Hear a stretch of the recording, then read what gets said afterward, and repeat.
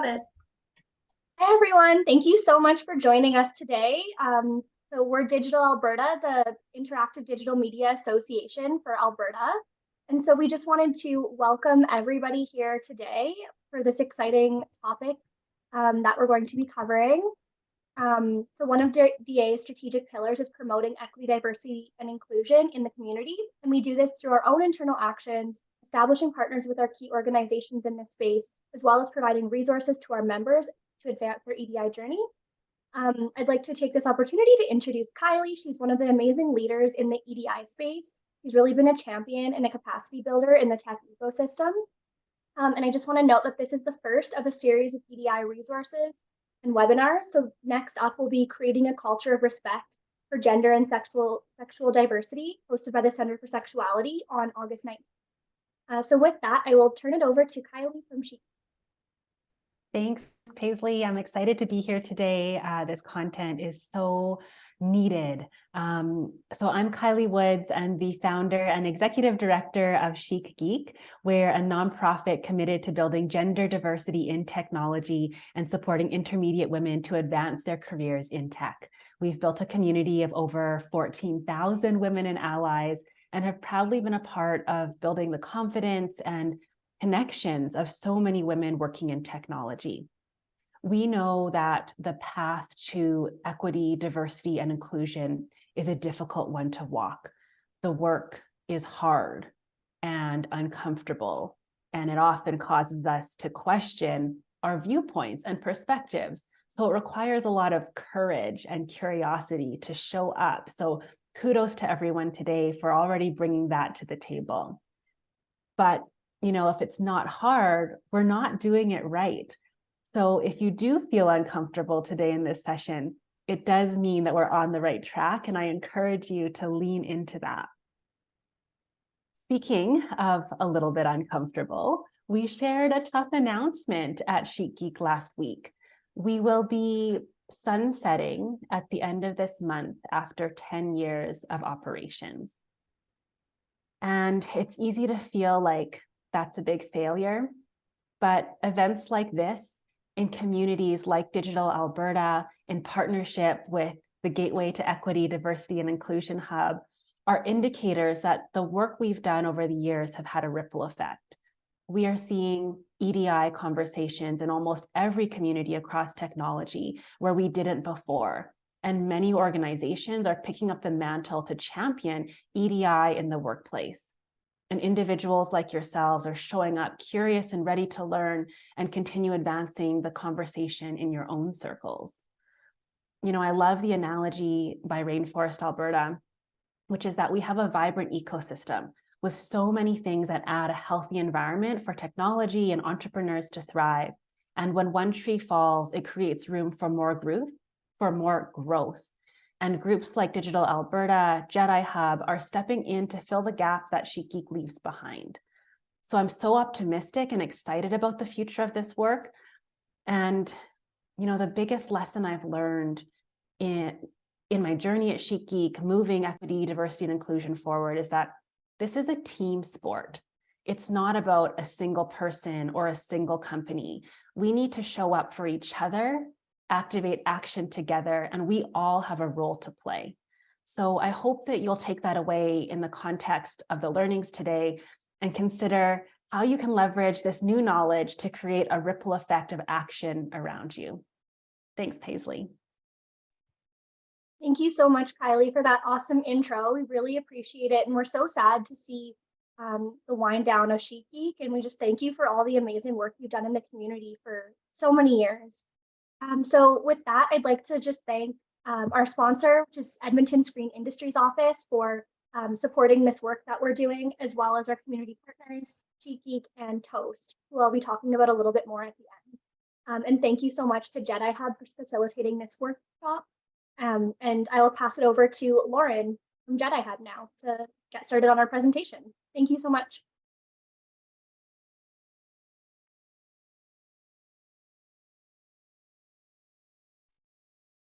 Thanks, Paisley, and thanks, Kylie, again. I'm excited to be here to talk about equity, diversity, and inclusion with you all. I'm just going to get things sorted on my end so that you don't see all these things on the screen.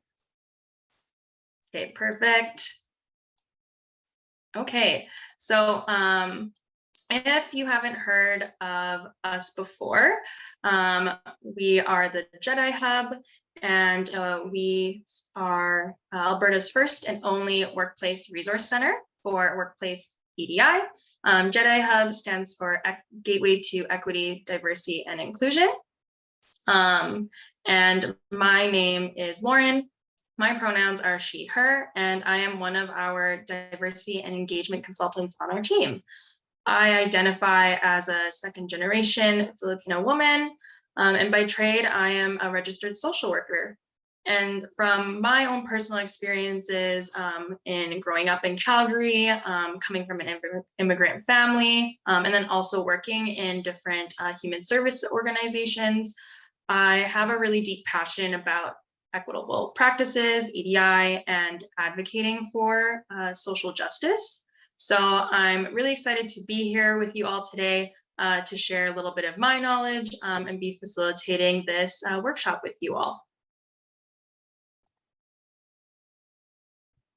Before we get into the content for today's session, I also want to start off by providing a personal land acknowledgement. The one here on the screen is the one that we have for our organization. But for myself, I wanted to start off by saying something from a more personal standpoint. The land that we reside on has a long-standing history and has been inhabited by Indigenous peoples for thousands of years. And so it's really important to me to recognize and express my gratitude for the opportunity to live and work and learn on this territory. I also want to take a moment to acknowledge the Indigenous people and elders that I've had the privilege of meeting and learning from throughout my life. I'm grateful for the knowledge and teachings that they have shared with me and for the relationships we continue to build together on this land. And I make this acknowledgement as an act of reconciliation and gratitude to those whose territory we reside on, work on, play on, or are visiting. I also want to take a moment to welcome you all into what we're going to be calling here at the Jedi Hub. We like to use the word brave space. So I know most people have typically heard about trying to build a safe space or having a safe space in their workplaces, but we prefer to call it a brave space. And that's because we recognize that we can't always promise an environment that's going to feel 100% safe for everyone in the room. And we know that some of us might experience moments of discomfort that might not necessarily make us feel safe. But discomfort is a natural part of this process and is often a necessary part of it. So for today's conversation, we're going to be trying to create a brave space, and we're going to encourage everyone to learn and ask questions without feeling any judgment or shame or fear. And if you feel any discomfort come up for you at any point in time in today's conversation, I encourage you to sit with it a little bit, take some time to reflect on why you might be feeling that discomfort, where is that coming from, and hopefully you leave with some new information and tools that can help you along on your learning journey today. And then a few housekeeping reminders as well. Please mute your mic if you're not the one speaking, just to limit any distractions and background noises. I also love to see people's faces, but it's definitely not mandatory. And if you're not feeling up for it, that's completely okay to keep your cameras off. And as well, we will have a section at the end of today just to answer any questions that you might have, but also really encourage everyone to ask questions throughout today's presentation as we go through the different topics. And I'll try my best to take a look at the chat and monitor that and answer those for you. And then in terms of accessibility, I have the captions enabled. You should be able to go to the bottom of your Zoom screen and click the CC button and get those on there if you'd like. I'll also be sending over the slide deck to Paisley, who can send it out to everyone attending today. If you want to refer to any of the concepts that we talk about and take a look at those resources again that I share. And then if you have any specific feedback on accommodations or anything that we talk about today, I'll be sharing a short survey at the end of the session, and you can include that information there. We're always open to learning new ways to improve the delivery of our workshops and make things as accessible as possible. So we value as much feedback as we can get. All right, so all of those housekeeping pieces out of the way, we're going to dive right in and go over today's agenda. So first, we're going to talk about what EDI is, and then we're going to break down its core concepts a little bit more. And then we're going to talk about a few EDI-related topics, such as bias and microaggressions, privilege and oppression, and then we'll also touch on intersectionality a little bit. And then at the end, we're going to save some time to talk about how we can get started now that we've learned all this information, and what are some action items we can take for ourselves or bring back to our companies. And then we'll have that short Q&A session as well to answer any questions or comments that you have. Does that sound good with everyone? Awesome. Okay, so in talking about what EDI is, we're going to first start off with a little bit of interactive activity. It's not going to be anything too strenuous, but it's going to be a set of true or false questions. And in the chat, you can pop in whether you think that statement is true or false. So I'll start off here with this first statement. Diversity is a choice. Is this something that you think is true or false?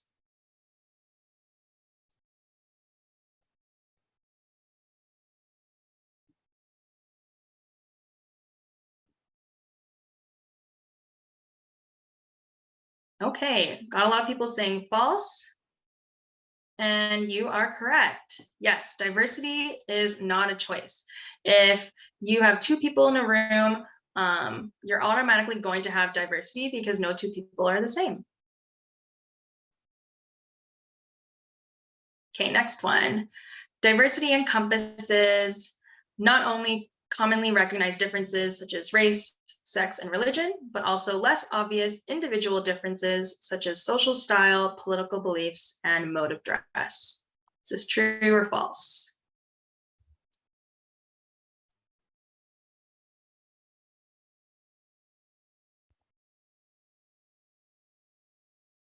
Okay, see an overwhelming amount of truths, and you are also correct. So yes, there are many more pieces of our identity that we never think about being diverse from others, and it does extend beyond, the exterior, what our race is, what our sexuality is, and it can go into even as simple as our different personalities, how we like to dress, how we like to present ourselves. So those all go into being diverse. Okay, next one. Creating inclusive workplaces culture is easy and can be done in less than a week.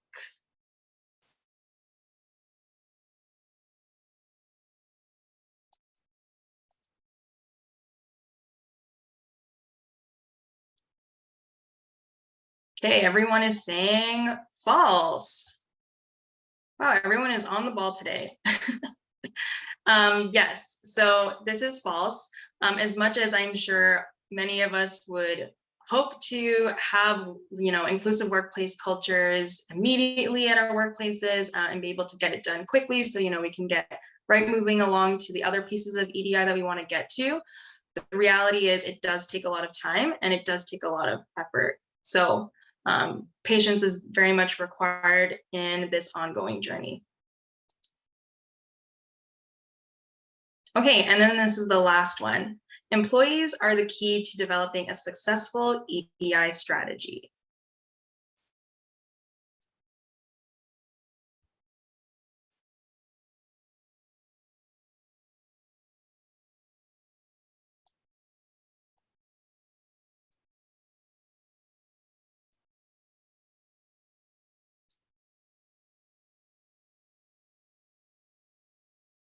I see some people saying true One person said false. One person put a little bit of a longer answer.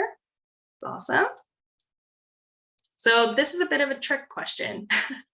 So yes, it is true in the sense that everyone within an organization does need to be involved. It's good to have all your employees involved, but it's also false in the sense that specifically your leadership teams and your executive teams need to be the ones leading this process and paving the way.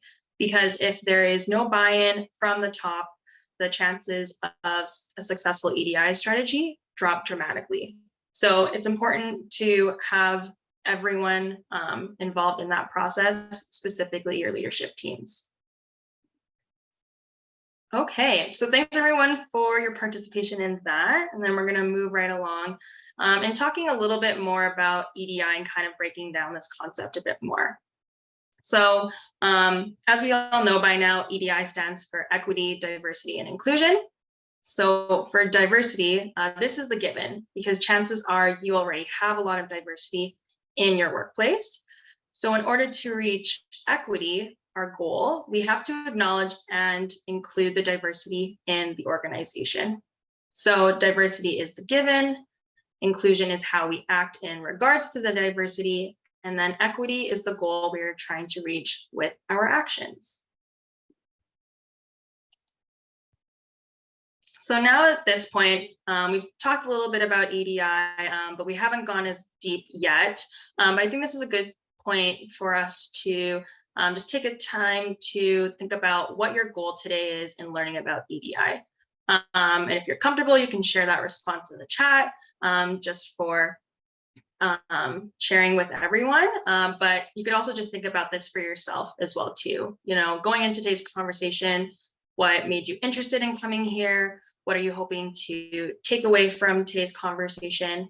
It doesn't have to be super elaborate or super, you know, grandiose. It can be as simple as, you know, just wanting to learn how to be more inclusive at work, how to, where can I learn more about EDI, things like that. So take some time to think about that and feel free to add that into the chat too as we go along in today's conversation.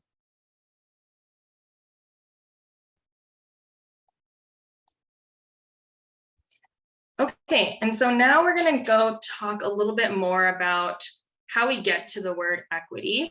And we're going to do that by going through a few examples. So first here we have inequality.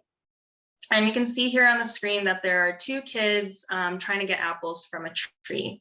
One kid on the left is on the side with a ton of apples, and we can see that the tree is also bent in a way so that that kid on the right does get more access to the falling apples, while the kid on the right doesn't get access to any of them.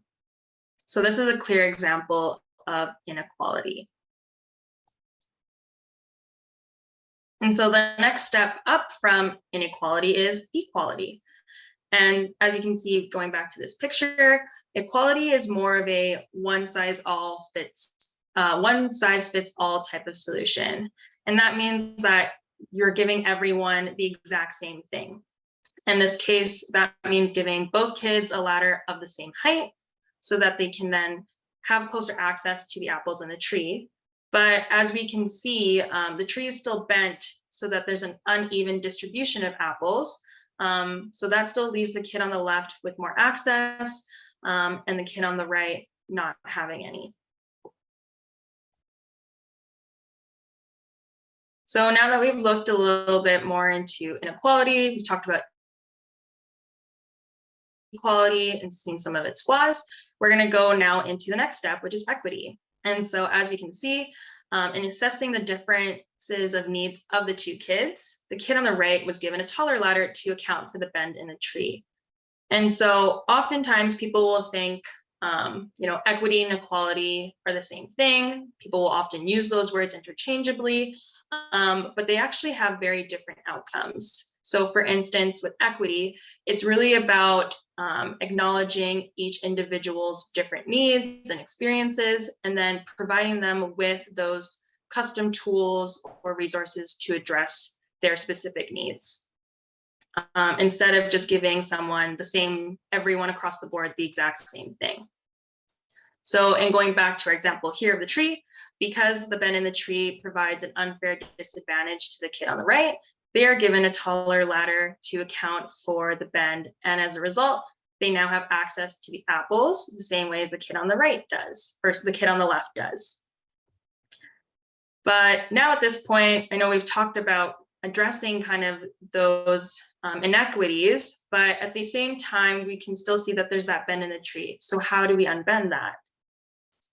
And that's where justice comes in. So the bent tree is meant to symbolize society, institutions, and the way that we do things that are based on marginalizing groups and people in society. So if we put in the time to fix the system, seek justice for the inequities in our society, and trying to rebuild the system in a way that is more equitable and accessible, so that everyone can have equal access to opportunities. That's how we can then unbend the tree, and then we put resources into the root of the issue so that everyone benefits.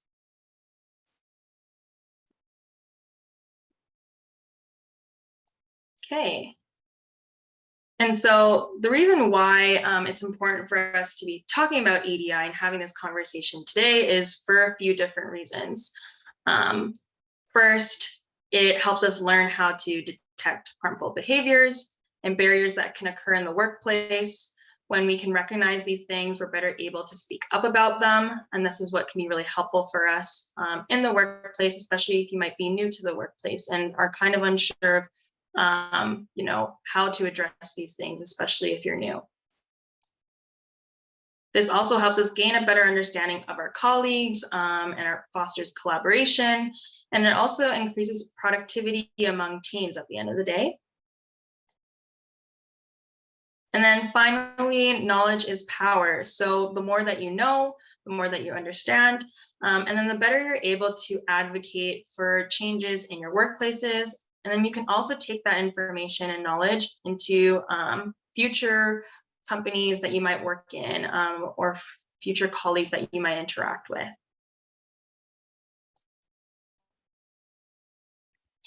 Okay, so at this point, I know we've gone through a bit of information. Does anyone have any questions so far before we move into the next piece?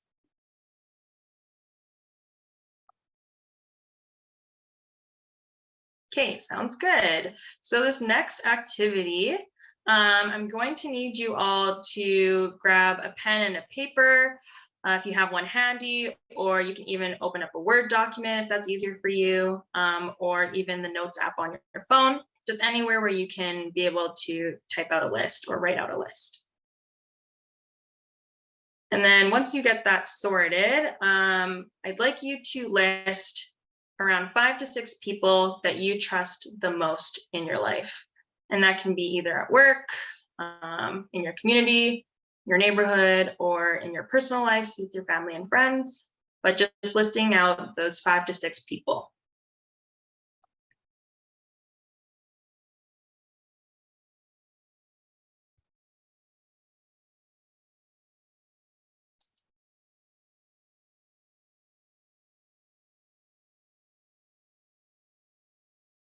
Okay, so I'll give everyone a couple more seconds to write that down.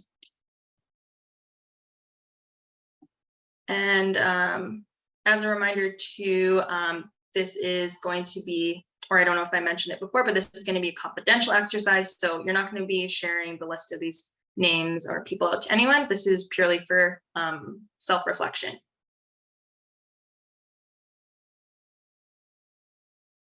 All right, okay, so I think everyone has their people listed down. So what I'm going to be doing now is I'm going to be reading out a few prompts. And with each of the prompts, I want you to be putting a check mark next to the names that prompt applies to. So for example, let's say I have my list, I have my brother on my list, and I say that one of the prompts is to put a check mark next to the names of the people who have the same hair color as you. So in that case, I would put a check mark next to my brother's name. Does that make sense for everyone? Okay, perfect. All right, so first one, put a check mark next to the names of those who share the same gender as you.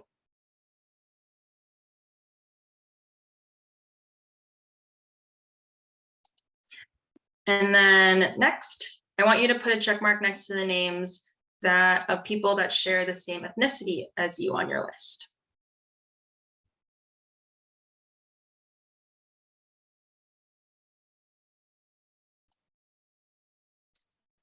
And now I want you to put a check mark next to the names of those who share the same taste in music as you on your list.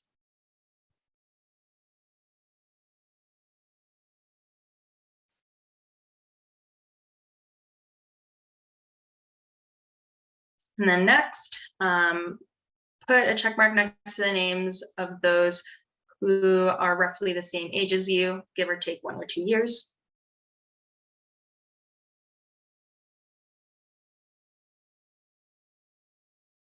And then the last prompt here, please put a check mark next to the names of the people that share the same first language as you.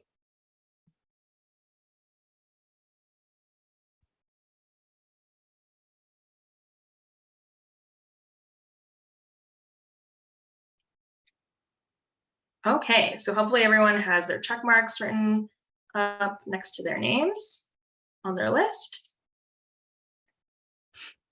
And now in taking a look at your names and all the check marks, I want you to take some time to just reflect how many checks are beside each of those names. And just take some time to think about, as a whole, how similar to you are the people that you trust the most in your life? What are those similarities that you're noticing? What are maybe some of the differences? So for example, if you identify as a man, are most of the names on your list men too? Do those you trust look similar to you in age? Or are the majority of the names you listed of the same ethnicity as you? Okay, so just taking some time to reflect on that for yourself. Because really the purpose of this exercise was just to encourage everyone to reflect on who we tend to connect with the most and start to break down why that might be. Because oftentimes our closest advisors, the people we rely on the most, talk to the most, are often an unconscious mirror of ourselves or are very similar to us in some way. And all that considered, try to also maybe think about how this might influence your own thoughts and decisions in the workplace. So when you are assigning responsibility for a specific high-profile piece of work, or wanting to work together with someone, who do you often trust with that responsibility? And what might you have in common with the people on your team or the people you're hiring into your teams? What differences are you noticing between your team members? Are there a lot of differences, or is it mostly people are roughly very similar? So really just try and take some time to think about that. And this kind of was a way for us to prepare ourselves as we go into this next topic where we talk about bias and microaggressions. So to define unconscious bias, it's essentially any prejudices we may have of which we are unaware. And we naturally categorize others based on physical qualities and background, from ethnicity to education. So this bias is formed through the way that we've been brought up, either through media, our environment, our cultures. And this was a function of our brain for protection, but we don't necessarily need it for protection anymore. We don't necessarily have to put people in boxes with these limitations, and we can really learn how to grow out of these biases and learn how to treat every individual with an open mind, and getting to know them as themselves rather than any stereotypes that we may have heard of or preconceived connotations that we might already have. So what we're going to do now is just talk about here on the screen 4 different types of unconscious bias that we can commonly see. but there are definitely many more, especially if you kind of break each of these pieces down. But since we're just introducing this definition, just wanting to cover a few prominent ones. So first here we have affinity bias, and this is the one that we might have seen in the exercise that we just did when we were talking about our trusted group of people. Affinity bias is the unconscious tendency to gravitate towards other people with similar backgrounds, interests, and beliefs. So this doesn't always have to be a completely bad or inherently harmful thing. And that's not what we're trying to say, or what I'm trying to say here at all. Especially, you know, when you're making friends, it's natural to want to find commonalities and shared interests. It can be challenged to be friends with someone where you don't really see any way that you align, right? But if we're not aware that we're doing this, that's when it can be harmful. So some examples here, thinking about a jury who's meant to completely be objective and unbiased in their job when determining if someone is guilty or innocent. If people on the jury identify with that person who's thought to be guilty, they might feel more inclined to say that they're not and that that person is innocent, regardless of any evidence that's being provided at the trial. And then even more in like a workplace context example, if we're on a hiring team and we see someone who we share a lot of similarities with, and that could either be, you know, someone of the same ethnicity as us, maybe they've gone to the same school, likes the same music, plays the same sports, anything like that, we might then feel like we want to pick them over someone else because of those things. And so whether unconsciously or not, we're giving them an unfair advantage. And then the next one here we have is perception bias. And these are the assumptions or stereotypes that we make based on how we perceive a person's age, race, gender, clothing style, ability, and so on. So when we do this, we put people in boxes and then we're automatically putting limitations on people before we get to know them or even try to get to know them. And I'm sure regardless of who you are, you have likely been a victim of stereotypes in some way, and it never feels good being on that receiving end. So one example of this is maybe you assume that people with disabilities or people who have children or dependents are not able to juggle multiple work priorities or be able to do work in general, right? And then so again, this puts people in boxes because we're assuming that they can't handle the workload based on how we are perceiving them and their ability level or their ability to balance multiple priorities, rather than really taking the time to think about getting to know them. What are their valuable skills that they might be able to bring to the table, and trying to focus on that rather than what we feel like they might not be able to do.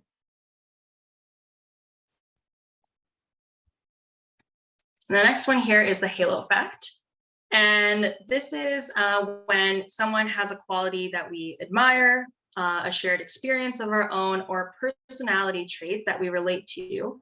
And as a result, we tend to put them on a pedestal and believe that they can do no wrong. And so this type of bias shows us how important it is to consider all parts of a person when we're hiring them or working with them. And anytime we determine someone's personality, good or bad, we're not allowing them to be a whole person with all different types of identities and experiences, because we are already, you know, fitting them into whatever idea that we've had of them, that they can do no wrong.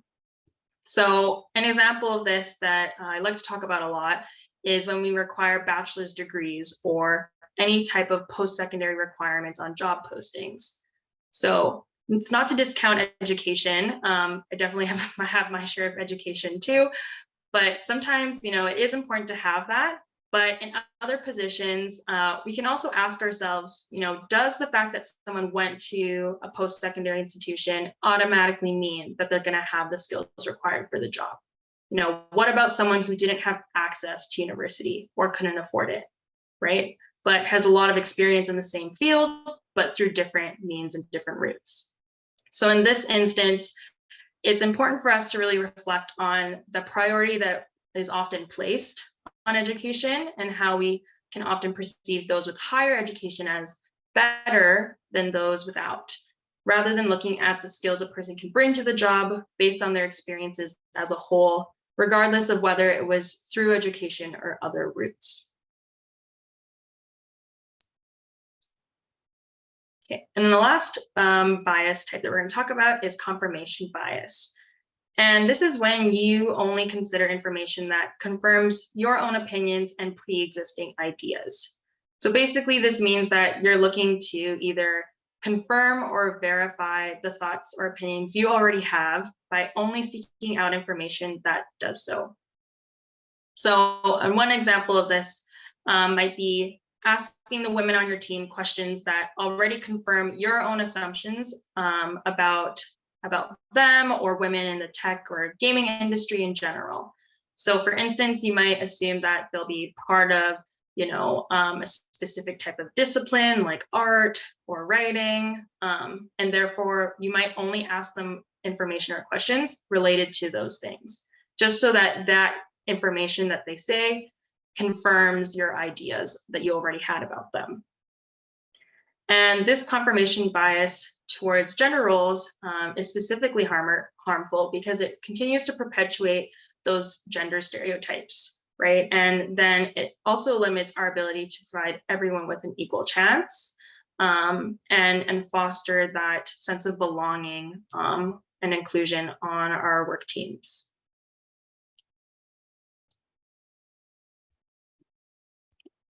So overall, kind of as in summary, there's many different ways that unconscious bias can occur in the workplace. So again, it can look like giving preference to people that remind you of yourself or other people you've had positive experiences with. On the flip side, it can also be like ruling out people that remind you of those that you've had negative experiences with. It can also look like making assumptions about a person, again, based on their race, education, disability. And finally, unconscious bias can happen too when we often will try to hire based on the right fit or a culture fit. I know that's a very common term people use. A lot of hiring teams will say, we're really just looking for the best fit, right? And really trying to think about, well, what does that mean? What is that right fit that you're looking for? Right? Because oftentimes it does exclude certain individuals.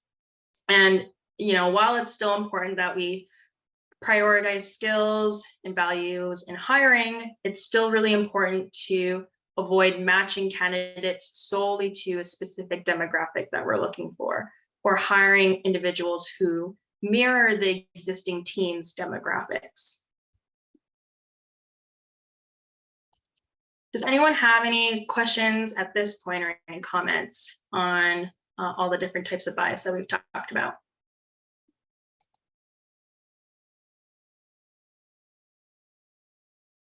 Okay. I see there's a couple of comments too from in the chat, being passionate about addressing the gender imbalance, not only for girls and women in the workplace, but also for girls and women in sports. And attending these types of webinars will help give me, as a male ally, extra knowledge to give better chance of achieving this goal. So that's awesome. Thanks, Hector. I can see your name. That's great. Yeah, and hopefully, in talking about this more, as you build your knowledge, you can have these kinds of conversations too amongst your team or with your, your circle, your social circles too, and just have that conversation going, because I think that's the part that's really important, right? Okay, and then now getting to the microaggressions piece. So if you haven't heard of microaggressions before, this is a little bit of a definition here. So these are seemingly harmless comments, often appearing to be compliments or genuinely expressed questions that are in actuality unintentional expressions of bias and or racism. So some examples of this, as like you can see here on the screen, it could be being at a hospital and assuming the female doctor is a nurse, asking someone who is not white if they speak English, or even complimenting their ability to speak English, also assuming someone is not from Canada due to their ethnicity, Some other like specific tech workplace examples that I often hear are people saying, you know, things like, oh, I didn't know women understood this game, or I didn't know a certain racialized group played this game, or that I didn't know older people liked to play video games, right? So even comments like that might not sound like it's, you know, you're intentionally trying to be malicious, but there is that underlying harm beneath that. And even other comments too, like playing like a girl, you know, or you're talking about how something is too girly or too feminine. Those again fall under the microaggressions category. And then kind of moving a little bit further past that, really just erring on the side of discrimination is the use of hurtful slang or terms in response to either someone's race or their sexuality or their age. And those, again, are those more like targeted acts of discrimination that can be very harmful, either if they're said in person or even through the internet and social media.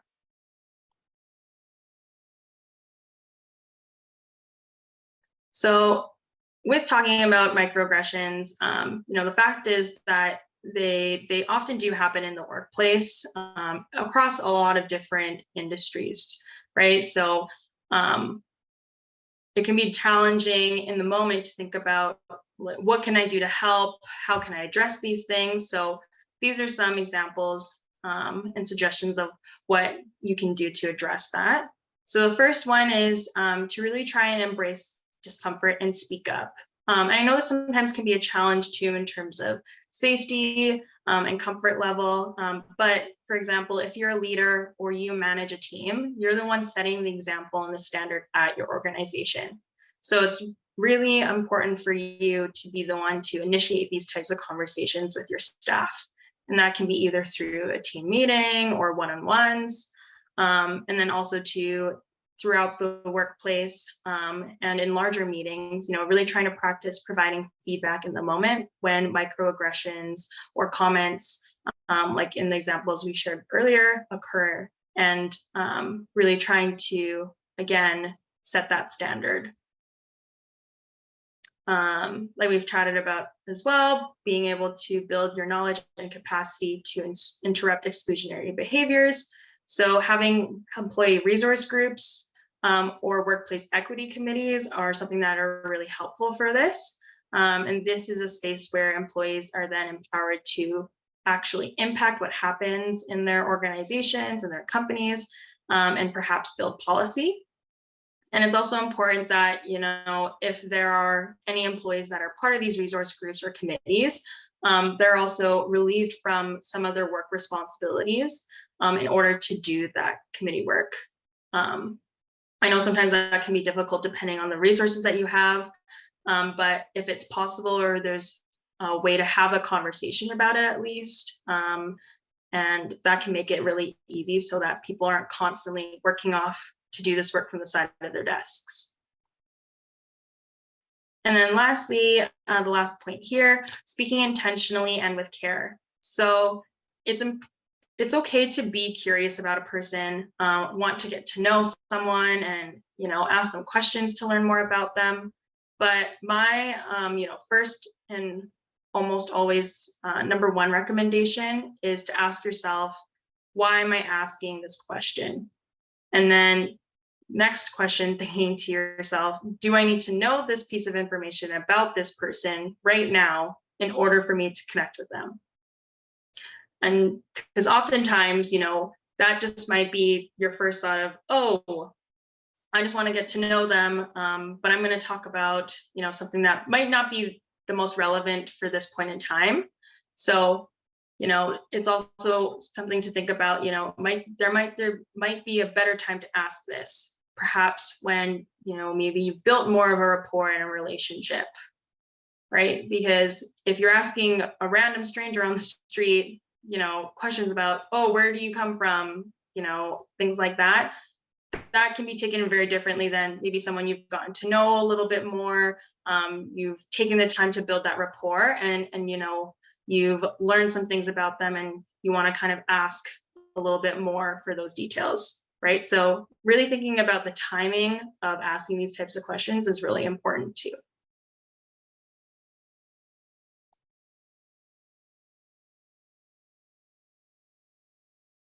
Okay.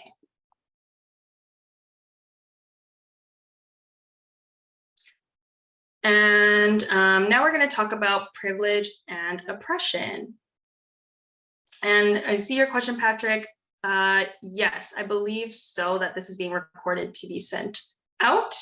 And so I think that'll be available for everyone once Digital Alberta gets that out to you. Okay, so in talking about privilege, the definition here is on the screen. And these are advantages and benefits given to dominant groups in society.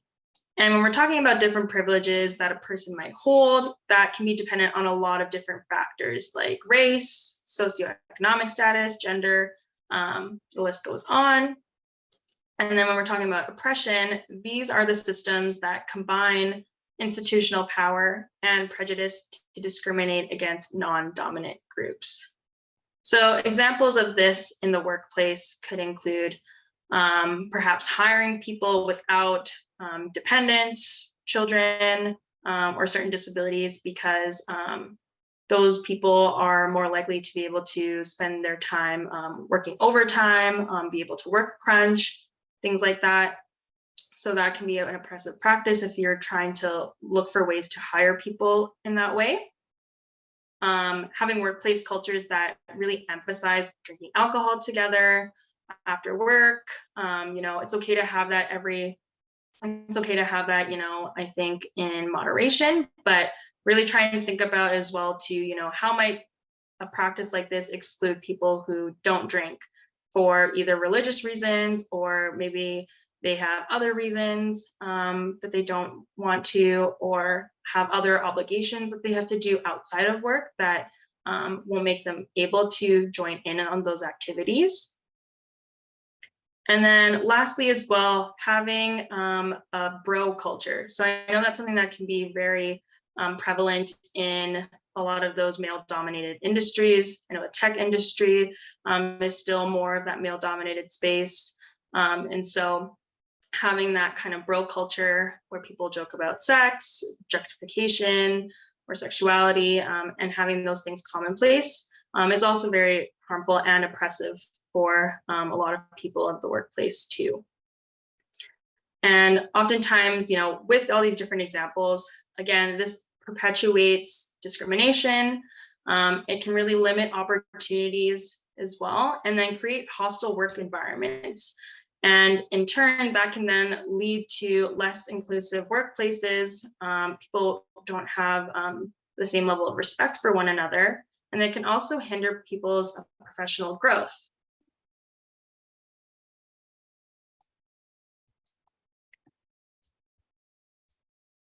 Okay. And so now what we're going to do here is I'm going to show you this video. Maybe some people have seen this before, but if you haven't, I will just have you take a look at the instructions on the screen as it plays out, and then we're going to talk about it afterwards. The monkey business illusion. Count how many times the players wearing white pass the ball.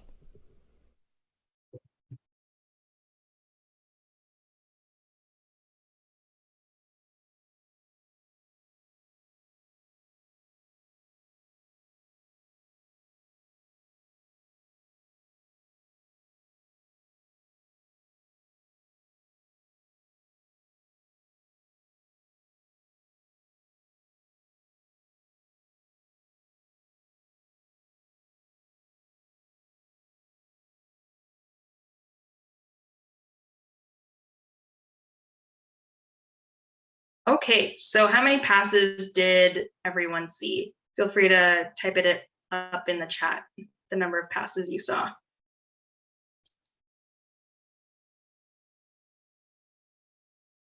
Okay, one person said 20,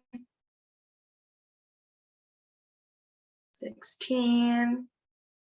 Okay, I think I counted 16 as well. Yep, 16 again, 2.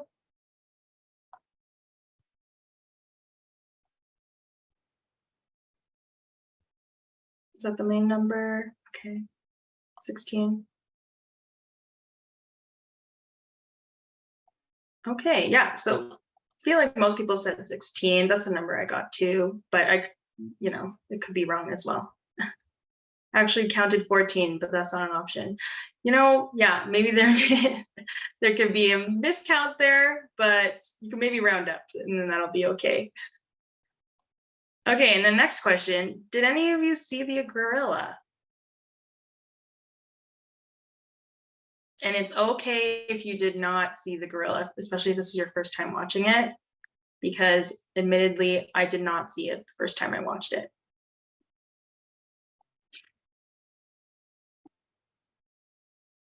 Okay, see, most people said yes. Oh, one person said no. Thank you for your honesty. Awesome. Okay, so the reason why we're showing this video is because it's really just meant to demonstrate how it's possible to miss something as obvious as a gorilla when we're not told to recognize it. So for example, if we were asked to count the number of passes by the team, that's what we were initially told to do, right? To ask to see the number of passes by the white team, the team wearing white. But what if instead we were asked from the beginning to spot the gorilla in the video? How would that have changed our ability to recognize the gorilla? So I'm sure we would have been able to spot it more easily, right? If we were told that's what we need to look for. So that's the same thing with privilege. If we don't know about privilege or we don't talk about it, how are we going to learn to recognize it? And so, if you didn't see the gorilla, you might even think it doesn't exist. And again, similar to privilege, when we don't learn to notice it or understand what privilege is, then it can be very easy for us to say we don't have privilege or that it doesn't exist in general. And that can make it difficult for us to be able to, take action and do something about it. So that's a little short exercise there. And then now to just close off of this section of our workshop, these are a few more examples of oppression and the different ways that it can look like. And so if there's, for each of these different oppressions, it might look like, victimization, power imbalance, bullying, feeling a lack of rights, having internalized oppression, less eligibility, disempowerment, low self-worth, or feeling isolated or alienated. Those can be, ways that this can manifest and come up for people. And what I would encourage you all to do is to take a screenshot of this slide or take a photo of it on your phone, or even maybe write down the examples that you don't recognize or haven't heard of before, or maybe don't necessarily apply to you based on the privileges that you hold. And then, take some time to reflect on those examples and learn a little bit more about those terms. And that way, it can be a way for you to expand your knowledge, learn a little bit more about what people who might have these experiences, what that might be like for them. And oftentimes too, people might experience one or more of these oppressions too, right? So it can be a good way to get yourself educated on these types of things. Okay, so if you're able to do so, just take a quick screenshot, but you can also take a look at these in more detail too once the slides come out. Okay, and then now this kind of leads nicely into our next topic here on intersectionality. So as I said earlier, we might have different identities or experience different oppressions, and that can happen all at once. It's not to just say that you can only experience one at one time. It can be across the board, and it can overlap in many different ways. And so that's what intersectionality is really about. And here I'm going to show a short video that talks about it in more detail as well, and gives a few examples on what intersectionality is and what it can look like. The woman here on the left, she is the one who coined this term of intersectionality. Her name is Kimberly Crenshaw, and she really just used this term to describe how race, class, gender, and other individual characteristics intersect with one another and overlap. And she used this particularly when she was talking about her own experiences about and intersections of being a Black woman. So we'll go on and watch this video. Intersectionality. Have you heard this word before? Even if you have, you might not know what it means. Let's take a look at it. The first part's easy enough. Intersection, a place where things come together. Intersectionality refers to the reality that we all have multiple identities that intersect to make us who we are. It also gives us a way to talk about oppressions and privileges that overlap and reinforce each other. This term dates back to the 1980s and legal scholar Kimberly Crenshaw. She noticed that we didn't have an effective way to talk about how the experiences of Black women are different from the experiences of Black men and of white women. How? Black women endure both gender discrimination and racial discrimination. Over the last 30 years, scholars, educators, and activists have expanded the use of the word intersectionality to talk about identities beyond race and gender. Let's look at a few examples. Jerry has a disability, and his family lives below the poverty line. He is the oldest of 10, which requires him to do a lot of caregiving, and sometimes keeps him out of school. No one in the school counseling office has talked to Jerry or his parents about his plans for after graduation. He has applied for several jobs, but never gets called back. Fatima is Muslim and recently came to the United States from Somalia. She finds that many people at her school make assumptions about her values and abilities before they speak to her. Many of her classmates think she shouldn't be at their school at all. Greta comes from an affluent family. Both her parents and grandparents went to college, and her father owns a successful business. She doesn't think about her identity very often, but she does think of herself as someone who will go to college and get a good job once she graduates. Think about Greta's situation as opposed to Fatima's or Jerry's. Fatima and Jerry are members of marginalized groups. They don't get to choose whether or not to think about their identities. Greta, on the other hand, can ignore intersectionality if she wants to. Life isn't the same for everyone, even for people who share identity characteristics. By adopting an intersectional lens, we have a better opportunity to understand why and to change the institutions that help and harm us based on who we are. Want to learn more? Read our story, Teaching at the Intersections, in the summer 2016 issue of Teaching Tolerance magazine. Okay, so hopefully you learned a little bit more about intersectionality. And I like those examples too that she mentions in the video, because it really kind of shows how many, how complex it can be, right? If you have lots of different identities that you hold, that's the more complex and nuanced your experience is going to be. And so this here too is a nice like visual representation of this concept. You can see here that there's a lot of different identities that they list. And you can also see here too, they're represented by these different circles. And so you can see how, with the multiple and diverse identities that we can each hold, they can combine in different ways and overlap in different ways that then shape our own experiences and perspectives with oppression and privilege. So intersectionality really is about just looking at how, what identities do I hold, or do the other people hold around me? And how does that influence, how do those intersectionalities or identities influence each other?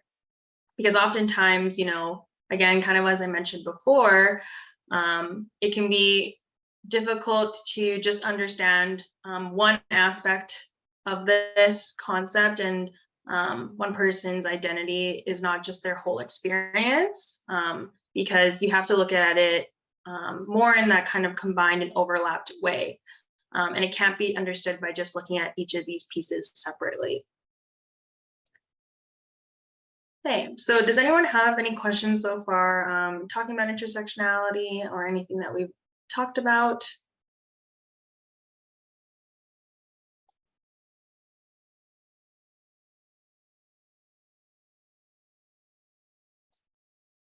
Okay, so now we're going to move on into our last section for today. And it's going to be talking about how we can get started. So I know we've covered a lot of different information, and really the intent for today was to kind of just scratch the surface on all these different types of topics, especially if this is your first time learning about them or you haven't heard about them too much before. But sometimes it can then be difficult or even overwhelming to figure out, where do I begin? How can I get started? What kinds of actions can I take, either for myself or bring back to my organizations for us to do as a team?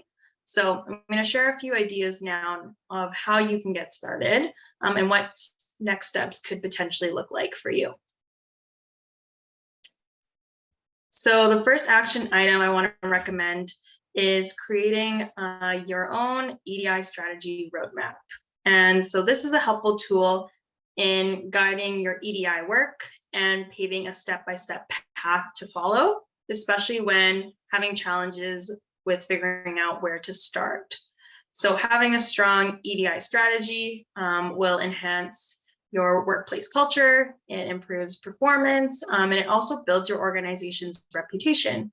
So this can be a great step to take when you're trying to get started on your agency's EDI priorities. And then here at the Jedi Hub, we typically outline 8 phases in this process. So starting from here at the top of reflection, and gaining a better understanding of your individual role within EDI work, how that might relate to your organization's EDI goals.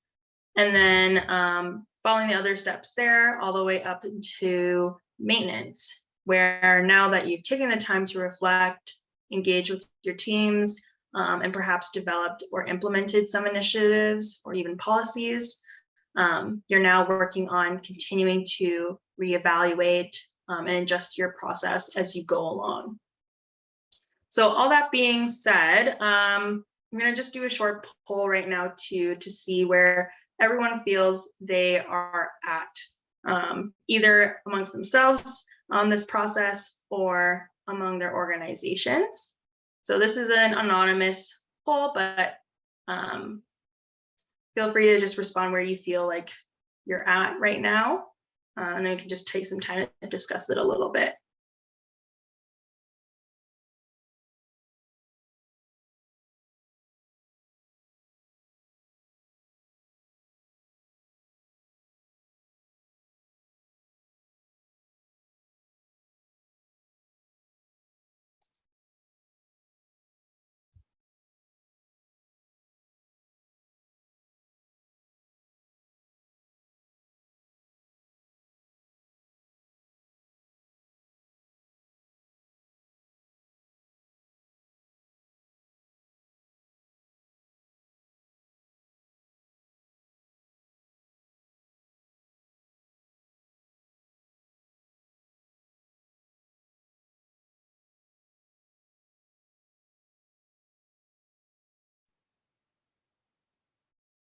Okay, so I think about 60% of people have participated. Feel free to continue responding now if you'd like to. The other thing I forgot to mention as well is if you feel like maybe you're in between or you're maybe at 2 different phases, that's okay. You can maybe put the one that you feel like best is the one maybe you're struggling to complete the most, or is kind of the highest priority out of the two for you. So feel free to add that there. Okay, so with that,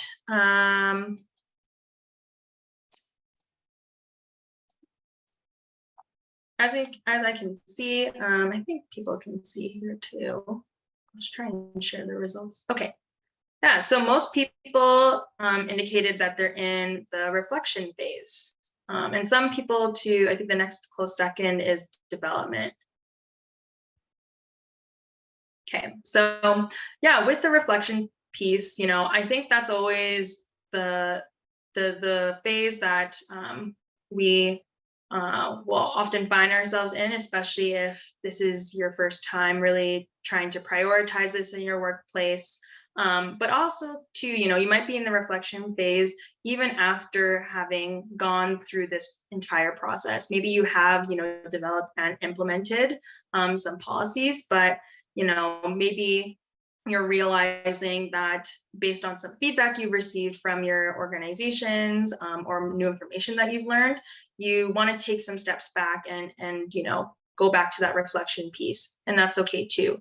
So no matter kind of where you're falling on this process, it's important to know that, you know, you don't have, just because you go back to reflection piece, even if you're all the way into development, doesn't mean that now you are behind or that you've failed in this process. Really, the whole point of, you know, building an EDI strategy and a roadmap is that that's kind of the nature of it, right? Sometimes you need to go back and redo something, go back to square one, and then repave the path. And part of what my work is to, and our team does at the Jedi Hub, is helping, you know, organizations and companies really outline what this roadmap might be for them. So, for example, if you are in that reflection phase, it can seem overwhelming because there might be many things that you need to reflect about or you want to be reflecting about, but don't really know where to start. So that's where we come in to really offer that support of helping you break down what might those pieces be, what are your, you know, top 2 priorities, and how can we, you know, put that into a timeline over maybe the next 3 to 6 months, and then just starting there. And then afterwards, taking some time to review, you know, where you're at by the end of that point, and then taking, you know, taking the next steps from that too. So that's a little bit about the roadmap. And it can definitely be a good place to start if you haven't figured out quite yet what, you know, your EDI journey is looking like. Another recommendation too is having inclusive policies. So these are defined as a framework that encourages employee engagement by standardizing employment conditions. And it can also enable your business to create its own workplace organizational culture. So one popular example are work from home or flexible work policies.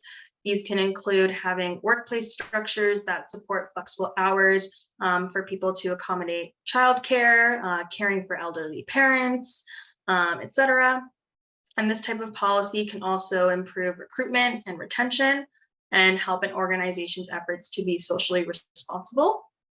Employers can also experience cost savings, improved attendance, and higher productivity at work, and enhanced employee engagement through these workplace policies. Another popular one are career progression policies. And these are another one that can be good to consider if you haven't done so already.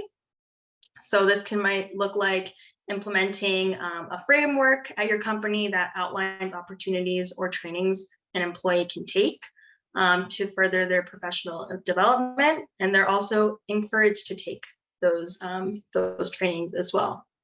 So this can include a structured career path that clarifies the promotion criteria at each level of the organization, along with maybe lateral career movements as well that someone can take depending on what their interests are, kind of the career lifestyle that they want, and what their strengths are. And really the focus of these career progression policies is really tailoring it to each individual's needs and what their career goals are. And then the last example I have on there is having policies that allow for mandatory trainings on sexual harassment or implementing related policies. And these can be really helpful in meaningfully addressing these types of complaints and helping to support managers or team leads who are on board to enforce them. So those are some examples to consider, but it's definitely not an exhaustive list. But if those are some things that you're interested in learning more about, I'll have my contact information at the end too, so we can talk more about that. But also feel free to bring those up in your teams as well. The next one here are EDI statements. So these also too are a really good starting point for guiding EDI in your workplace. It's also an opportunity for businesses to really show their community and their stakeholders how they plan to represent their community, what their business stands for, how they view EDI, and how they intend to serve its customers or its community members. The best EDI statements will often include the company's mission and values, their commitment to diversity, inclusive language, and how they might go about championing EDI.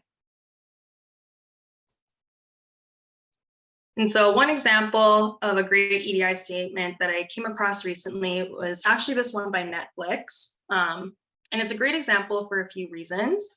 So first, it clearly states how they represent their community, which they identify here is through storytelling and creating stories that connect people all around the world. And then they also go on to share what EDI means to them by talking about broadening representation and removing barriers related to language, device, or ability. And then for me personally, what I think makes this statement most impactful is how they then connect their internal work in their company to the external community by stating how inclusion on screen starts with inclusion in the office. And I feel like this really demonstrates, their commitment to wanting to foster inclusion and belonging in their workplace, and how that can then translate also to their external community and the types of content that they're providing to its subscribers. So there's a lot of different resources out there that can show you step by step how to develop your own EDI statement. I'll share in the chat right now an article that our team uses frequently with the clients that we work with. It has a lot of different examples of really good EDI statements, and it does a really great job too of walking you through how to create one for your own organization or your own team in a bit more detail. So I've plugged that here in the chat.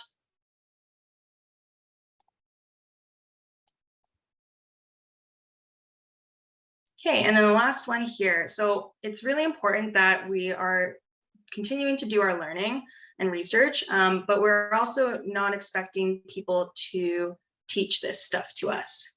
So really take advantage of any resources that you might come across or that you're offered by your company, and use these resources as directed, but then also go out and continue to do your own research. That way, when listening to people with lived experiences of these issues related to EDI, we can come prepared with our own knowledge in those conversations, and then can be able to properly understand, reflect, and have those conversations with them with our own education prior to.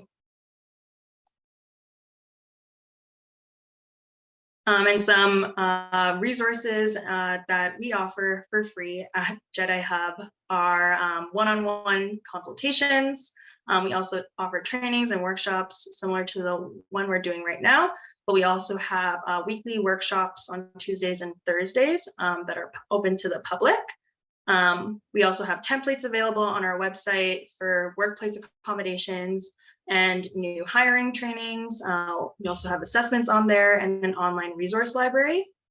And so all of these resources we have available to our website, which I'll also include the link here if you want to take a look and explore further. Okay, and then now I'll just pass it off to Paisley and Alicia to share more about Digital Alberta's resources and community partners. Awesome. Thank you so much, Lauren. That was amazing. You provided such a great high-level overview of some of these really important topics, and I really recommend that everybody that participated dives a little bit deeper into some of Jedi Hub's resources. There's just so many different facets of equity, diversity, and inclusion, and it's so important that we continue to educate ourselves and, like Lauren said, put in the work ourselves instead of expecting to be educated on those things. So thank you so much. This was a great intro for our community, and I do recommend, if you need to learn more for your own companies, to reach out to Jedi Hub, to reach out for the Center for Sexuality, who's another one of our partners. They focus a lot on diversity in sexual orientation and sexual identity. And so they're another great resource that you can check out if that comes up in your workplace. They offer youth programs and training programs for corporations. And then I also recommend TAP Network. So they're a really interesting resource they're based in BC, but they've now expanded into Alberta. So you can join, if you're a company, join their network. And it is for small to medium-sized businesses that don't have enough resources to do their own internal HR and some of these policies. They provide a lot of support if you join their network and become one of their members. And they also offer a lot of valuable data on wages and different representation within their member companies. So it's a lot of rich data that you can tap into as well. And then finally, wanted to recommend Toast. I saw in the comments somebody was saying that they were really looking for a job that aligned with their values and that really did walk the walk when it came to EDI practices. And so Toast is a women's collective that specializes in getting women hired in tech. So you can join their community. It's a membership. So that will give you access to all of their resources and their network, or you can just for free join their talent pool, and they match you to jobs that are hiring, and a lot of the employers have to kind of be on side with all the EDI policies, and they really do some of that vetting and try to match candidates based on values and policies and things that really align to create the best hiring process possible. So definitely recommend that you check out Toast as well. And finally, I would just like to thank once again our sponsor, Edmonton Screen Industries Office, for their contribution to getting this webinar to happen, as well as our next in the series with Center for Sexuality. So shout out to ESIO and thank you for their ongoing support of the digital community in Alberta and this EDI work. That's all we have for today. We will be sending out this video following the webinar in the next couple days, also with some of these resources, more information on that. But please reach out if you have any questions, any ideas for future workshops, and we hope to see you again soon. Thank you, everyone.